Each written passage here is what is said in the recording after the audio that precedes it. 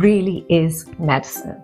And one group of vegetables that's been particularly interesting because of its potential anti-cancer and anti-inflammatory effects are a group of vegetables that we call cruciferous vegetables. They include things like broccoli and radish and cauliflower, rocket, a whole host of vegetables. And in this video, what we're going to be doing is 1, explaining what cruciferous vegetables are, 2, what are the benefits of cruciferous vegetables? We'll have a little look at the science, and 3, how do we maximize those benefits every time we add these to our plates? So what are cruciferous vegetables? Cruciferous vegetables are also known as brassicas. They are called cruciferous because their flowers have 4 petals arranged in a cross-like or crucifix-like formation.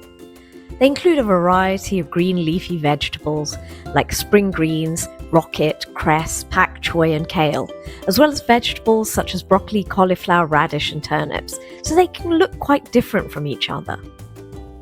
Benefits of cruciferous vegetables. As a group, cruciferous vegetables are high in vitamins C, E, K, folate and fibre.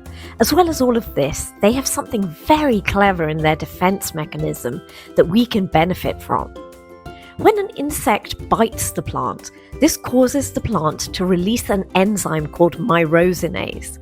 This activates a chemical in the plant to produce something called sulforaphane. Sulforaphane seems to have a host of benefits, including driving down inflammation in our bodies, as well as having a number of potential anti-cancer benefits. One 12-week randomized controlled trial on type 2 diabetic patients found that sulforaphane helped to reduce long-term blood sugar control, particularly on the subgroup of patients who were obese. Another study on patients who are at higher risk of cardiovascular disease found that a higher intake of sulforaphane from broccoli was able to reduce LDL cholesterol, what we often call bad cholesterol, by about 7% after 12 weeks. There are a number of studies demonstrating a lowering of cancer biomarkers after intake of sulforaphane, although we need longer studies looking at outcome. The best protection seems to be in preventing cancers, and we see this in studies of people who long-term have a higher intake of cruciferous vegetables compared with those who have little or none. So finally, here are some tips to absolutely maximize the benefits of cruciferous vegetables every time you add them to your plate. 1.